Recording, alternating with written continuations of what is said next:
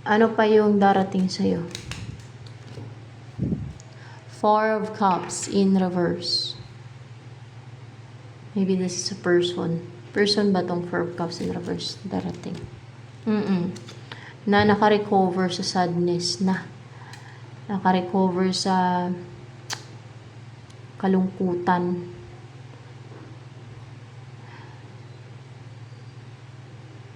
Yung parang naging uncontented siya sa buhay. Naka-recover na ganon. Naka-recover na din siya sa pananamlay.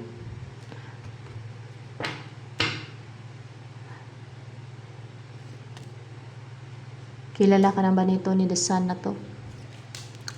Kilala ka na niya. Oo, kilala ka na niya. Ano yung feeling sa'yo ni The Sun?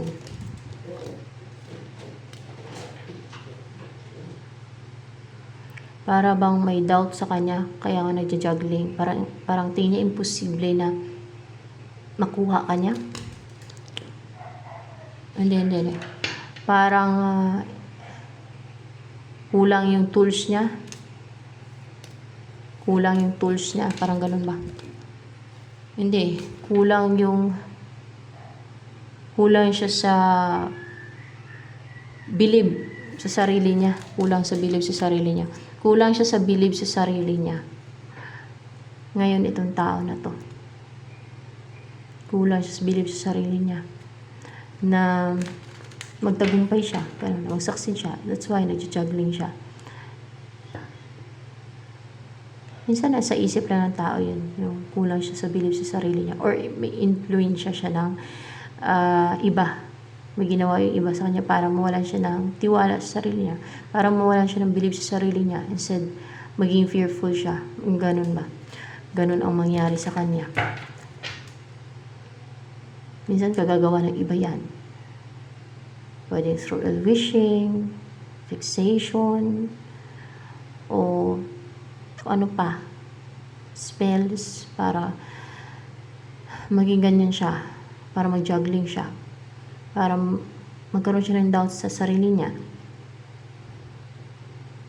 para hindi mangyari yung gusto niya, para hindi niya magawa yung gusto niyang gawin, para hindi niya mag-pursue yung gusto niya i-pursue, para hindi siya maging masaya sa buhay.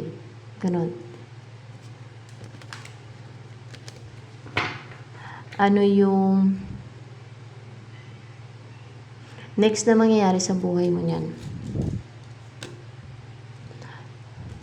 Hindi ka na mag-aantay pa ng matagal. Mawala na yung waiting. Ganon. Kasi may magre-reach out. Ayan o. May mangyayaring kasi may dalawang kamay dito. Yun agad. Yun na. Yun na, yes. Oo, at mukhang magiging masaya ka. Maging fulfilled kasi may mangyayari yun. Kasi may dalawang kamay dito. May magre-reach out at may mangyayaring yun. May dalawang kamay na nakaganyan. Buo, no? Buo. Sino tong magkakaroon ng union sa inyo? Ito ba yung si The Sun? Si The Sun? Upright ba to? The Hierophant? Siya nga. Si The Sun. Yan ang magkakaroon ng union sa inyong dalawa. Ano ang iniisip ngayon ni The Sun na yan? Na gustong-gusto niyang mapasa kanya ka. Na makip ka niya. At hindi yung desire niyang ingatan ka, palagahan ka.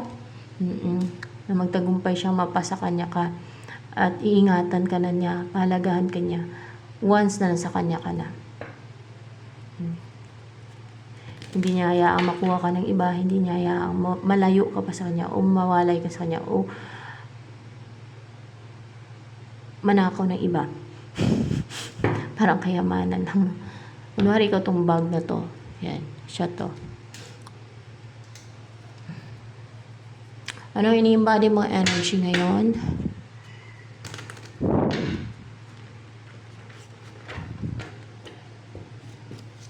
Maliban dun. Mataas ang self-esteem mo eh. You're confident, passionate. Yan. And you look sexy, attractive, so brave. And para bang seductive. Yan.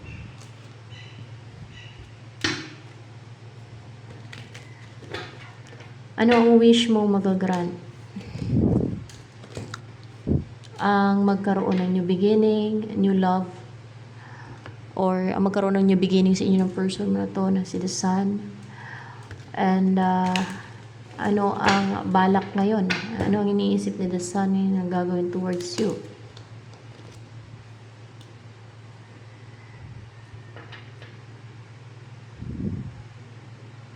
Wala pang naisip na idea? Wala pa. Humihiling pa siya ng sign or parang nananalangin siya. Humingi ng sign kung ipursu ka na niya. Oo, humingi siya ng sign kung ipursu ka na niya. Yan. Ano naman ang gusto niyang gawin towards you ni The Sun na yan?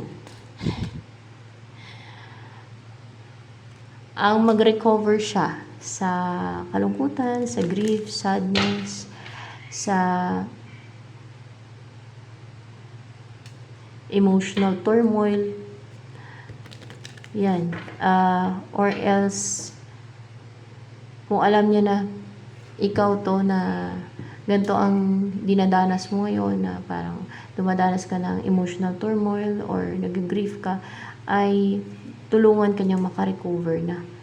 Yan, from that, na hindi ka na nag-suffer, hindi ka na malungkot, hindi ka na nag-grief. Ayan, ano pa ang iniisip niya ngayon na gagawin towards you ni The Sun na yan, na person mo. Upright ba itong 6 of Pentacles? In reverse.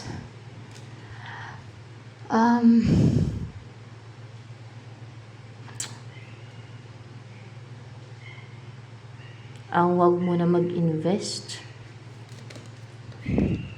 Hindi. Ano ba itong 6 of Pentacles dito in reverse? Okay.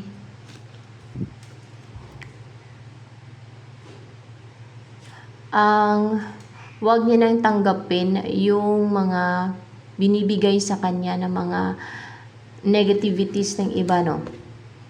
Negativities ng iba. Negativities ba yan? Negativities ng iba, manipulation ng iba.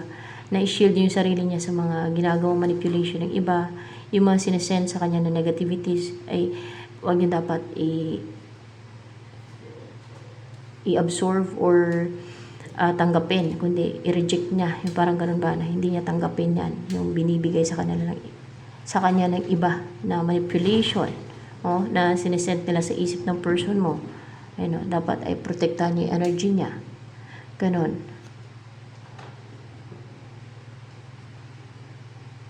Yun ang naisip niya ngayon na gagawin. Tapos, ano pa, para hindi siya mapigilan, no? Para hindi siya mapigilan. Oo, upright ba to? Ano pa eh? Oo, para hindi siya mapigilan, guys.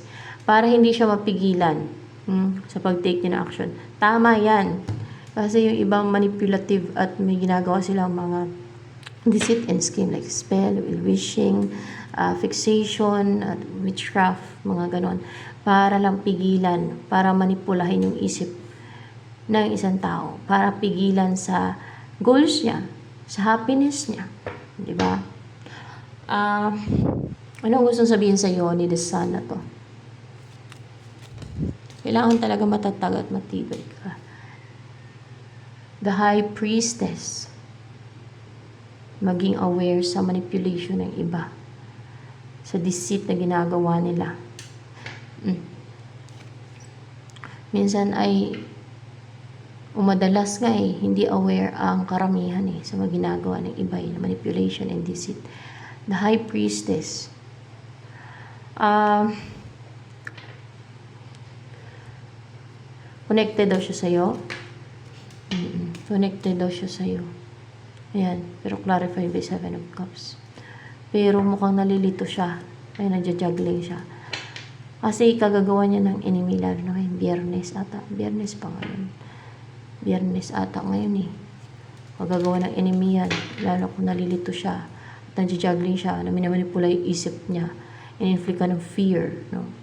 O pinaparamdam pa siya ng nervous.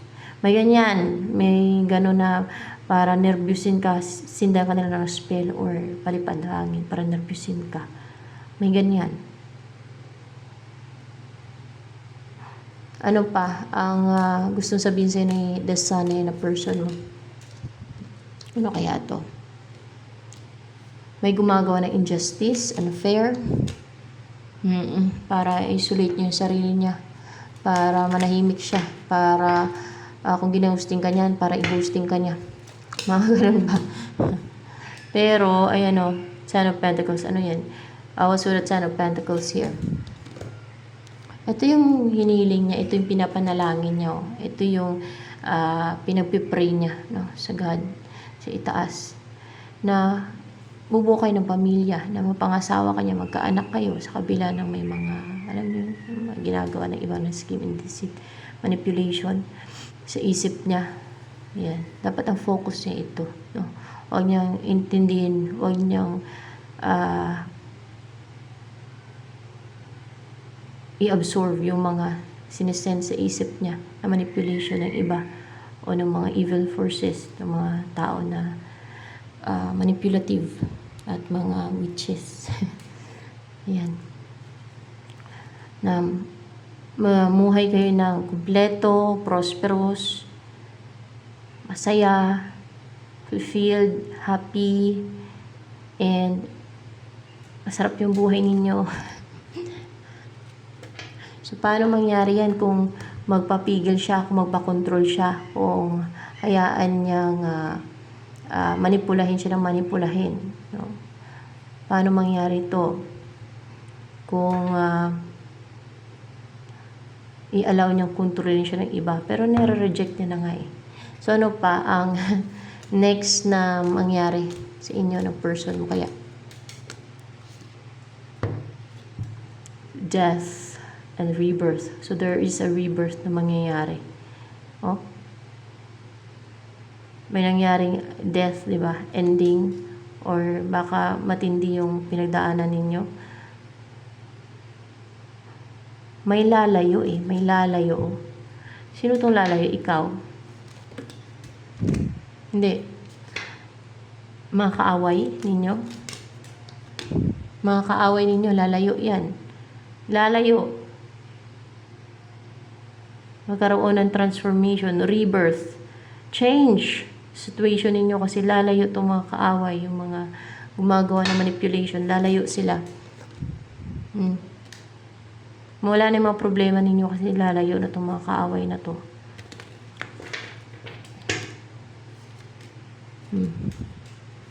At si person mo ba to maging King of Wands? Siya to. Na maging, maging very brave, no? Kasi King of Wands. Maging hunter type. Fiery, brave, courageous, may inner strength, goal-driven, na i-pursue ka para magsama na kayo sa isang buong, sa isang bahay.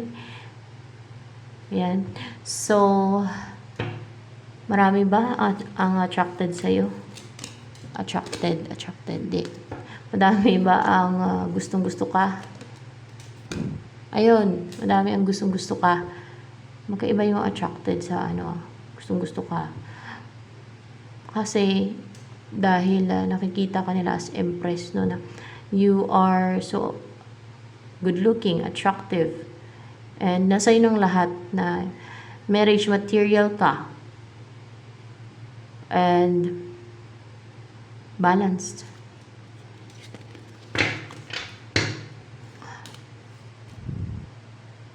Ano nagustuhan sa'yo ni person mo? Ito kaya. Ano nagustuhan sa'yo ni the sun na yan? Kasi, hindi ka nagpe-pretend. Kung ano yung totoong situation mo, kunwari kung nahirapan ka sa buhay, dumadaan ka sa mga pagsubok, parang umiiyakin dito, ay pinapakita mo yun, o na-reveal mo yun, o sinasabi mo yung totoo. Hindi ka nagpe-pretend, hindi ka nagkukunwari. You are pure, you're so pure. At ano pa, ang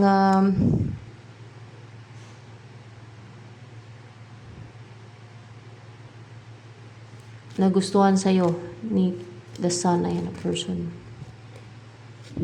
Counselor. Magaling ka mag-advise, mag-guide, or magsalita, or mag-counseling. Ano ba ginagawa ng counselor? Kay para nag-advise, nag-guide, ganun. So, yan.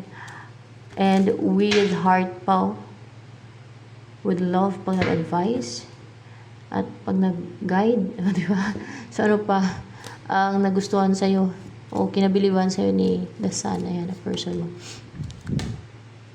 Full of love, you're so pure, kind-hearted, busilak yung puso mo. Oh. Mabuti ang kalooban mo, ano pa, energy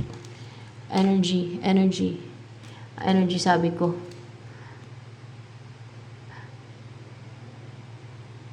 So, ganito ka, feminine and so caring, loving, affectionate kahit sa mga animals.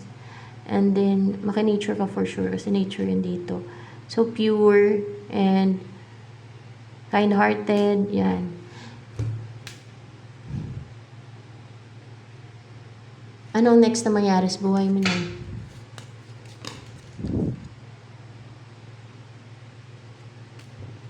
Nine of Swords. Ikaw to, maging ganyan ka? Ay, hindi ikaw to. Sino yan? Enemies mo? Enemies mo. Na mas piliin na lang nila na wag nang compete sa'yo. Oo, na wag na makipag-compete sa'yo kasi may stress sila, maka-experience sa anxiety.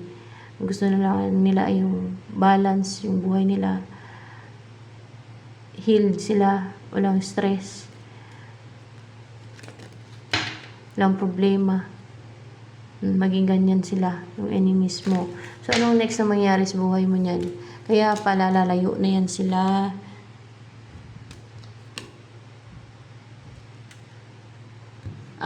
Yung past person mo, siguro ito sa the sun at nito, ay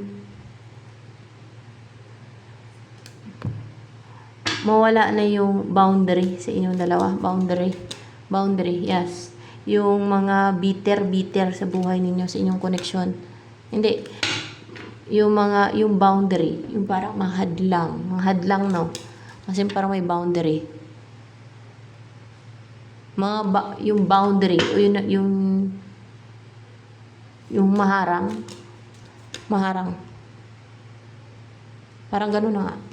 Yung boundary, o yung nilagay niyang boundary sa sarili niya. Oo. Katulad ng nag-hold back siya na i-message ka. O yung ayaw ka niya i-message. Na parang nag-hesitate pa na i-message ka. Basta naglagay kasi siya ng boundary. So, tanggalin niya na ngayon yung boundary na yan. No? Na nilagay niya. And then, upright ba yan? Yung 8 of Pentacles.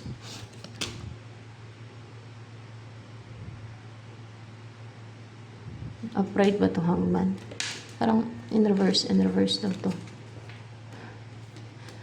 In reverse. Paswera 8 of Pentacles in reverse.